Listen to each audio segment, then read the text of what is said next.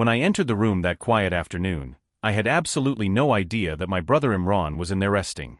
He was lying back on the bed, holding his mobile phone tightly in one hand, completely absorbed, while his other hand was rapidly moving as he played a game.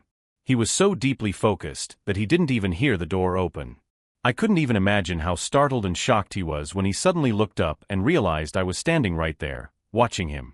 As soon as I entered, friends, if you want to enjoy this gripping dramatic story until the very end, be sure to hit that subscribe button right now and turn on notifications for our channel. I saw my brother doing all of this right in front of my eyes. Seeing me standing at the doorway, he got incredibly upset and panicked. He scrambled to hide his phone screen, his face turning completely red. He stammered nervously, Miriam, when exactly did you come here? Please just get out of here right now." I looked at him, crossed my arms, and said, "Aren't you ashamed of yourself? Are you really sitting here doing all this in secret? I am going to tell Mom and Dad the absolute second they walk through the door." He looked at me with begging eyes and pleaded, "What do you want me to do? Please, just don't tell anyone about this." At that moment, the entire house was completely empty. No one else was home because Mom and Dad had gone out of town on urgent family business. I had only just returned home from a long, exhausting day at college. Why am I sharing all these details with you? Because I want you to understand that I am also a fully grown adult now, capable of making my own choices. At college, people often remarked that Miriam was very beautiful. Many of my close girlfriends would sit in a circle during breaks and loudly discuss everything about their boyfriends, their relationships, and their secrets, but I didn't have anyone like that in my life. One particular classmate often shared intimate details with me, describing how she spends her alone time and how she masturbates when she is stressed. Hearing her talk made me curious about things I had never experienced. So when I walked in on Imran, I said, "Yo, whatever it is you're doing, why are you keeping it all to yourself? Why do you do all this alone?" Imran shook his head, looking terrified of getting caught, and repeated, "Just please promise me you won't tell anyone about this secret." I looked at him, feeling a sudden rush of rebellion, and replied, "Whatever it is you are doing, I want to experience it and do it with you too. I am still young, I am beautiful, and I want to know what it feels like." Imran looked completely shocked by my words. He said, "Nah, Miriam, aren't you ashamed at all? How can you even say something like that to your own brother?" I angrily shot back, "Aren't you ashamed to be doing it here in the middle of the day? If it's not a crime for you, why should it be shameful for me?" Imran sighed, looking trapped, and muttered, "I don't have close friends to share these things with. I have never done anything like this with friends before. What else can I do?" I stepped closer into the room. I am still young, I thought to myself. So what if I decide not to give myself peace? Why should I hold back? I looked straight at him and said, "If I am standing right here, you don't have to be alone. You can do all this with me." He looked away, his hand shaking slightly, and said, "No, I can't do that. It's wrong. I'll just let you go back to your room." But Miriam was not going to leave that room. I decided to use the ultimate leverage. I threatened him, saying, "I am going to call Dad right now and tell him everything. If you don't do this with me, I will tell Mom and Dad absolutely every single detail of what you were doing, and you can only imagine what will happen to you after that. You have no idea how severe the consequences will be." By this point, the atmosphere in the room had completely shifted. I couldn't control my curiosity and emotions anymore, and deep down, Imran didn't want to stop either. He gave in and agreed to do all this with me because we shared a unique, unbreakable bond and trusted each other completely. I had insisted so aggressively that he realized if he didn't support me and give me what I wanted, I would expose him to our parents. Our dad would definitely be furious beyond words. Imran knew very well that if Dad really heard a single rumor from Miriam, he would literally kick him out of the house forever. With his back against the wall, he had absolutely no choice but to agree to my terms. He took a deep breath, looked at me seriously, and said, "Okay, Miriam, I am ready to listen to you and include you. But you must promise me right now that this will be our first and last time. We will never, ever do anything like this again." I nodded quickly, wanting to jump straight into it. I told him, okay, why are you worrying so much? Whatever is going to happen, just hurry up, I literally can't wait any longer." And then right then and there, we both got down to business. As we began, I found myself completely fascinated by his confidence and his presence. I had never played such an intense, thrilling game before in my entire life. And Imran, on his part, had probably never shared a game like this with anyone else before. He had probably learned all these intricate moves and steps from watching a movie in secret. At first, it was incredibly hard for me to keep up and play along with him. He tried his best for a while, guiding me through the motions, but nothing was working out smoothly for him because we were both so nervous. Seeing his frustration, I stood up and said, "Yeah, okay, just wait here, I'll be right back." After a short moment, I stepped out of the room and hurried down the hallway to fetch something I always kept in my personal drawer, something very smooth and nice that I knew would help us play much better.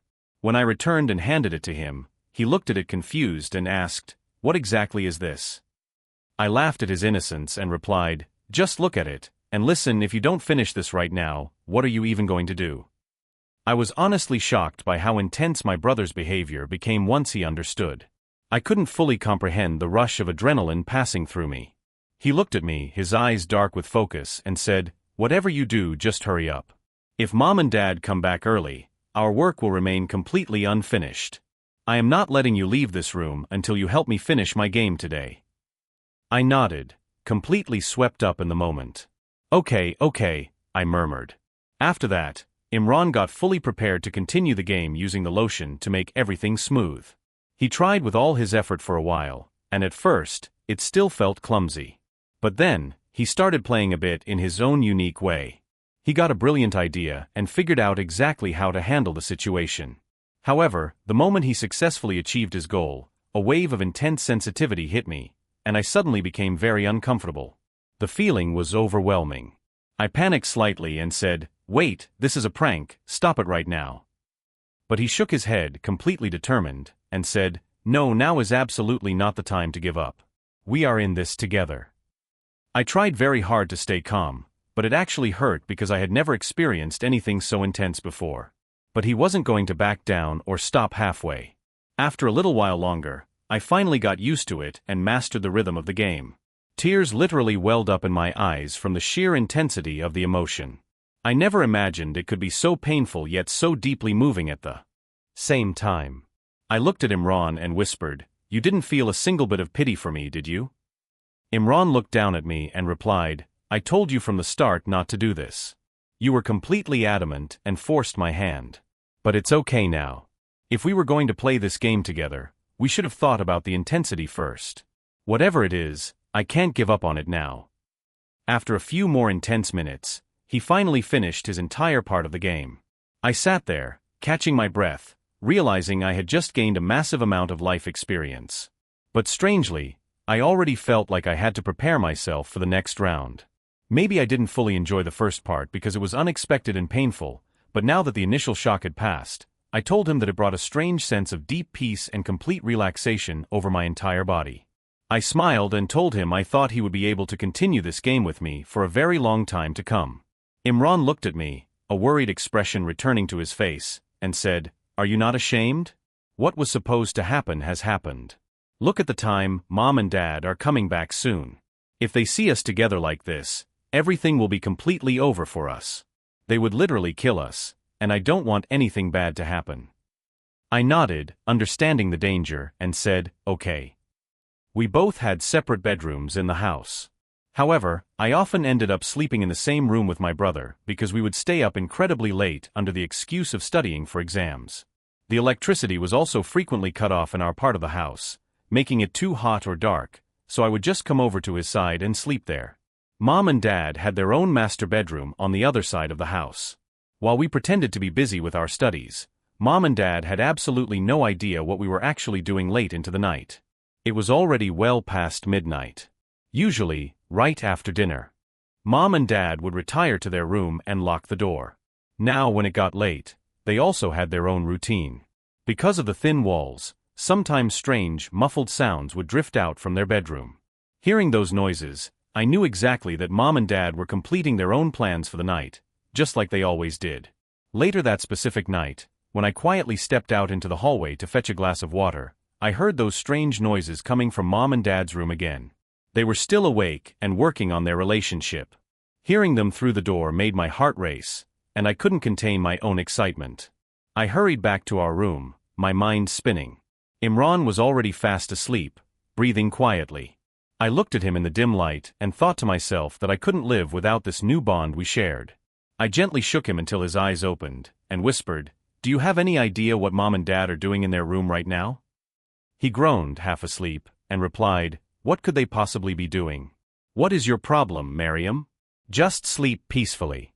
No one is going to talk to you at this hour, and I am definitely not listening to your wild ideas." The next morning, the bright sunlight filled the room, and I immediately remembered everything from the night before. My whole body felt slightly sore, but a strange, beautiful feeling of relief and happiness washed over me. Imran was still lying on the bed, and when he caught me looking, he gave me a very shy, knowing smile. I laughed and said, "What are you thinking about right now? Forget what happened yesterday." But the truth was, I absolutely couldn't forget it. My heart and mind kept constantly drifting back to those exact moments in the room. Even later that day on the way to college, I found it impossible to focus on my classes.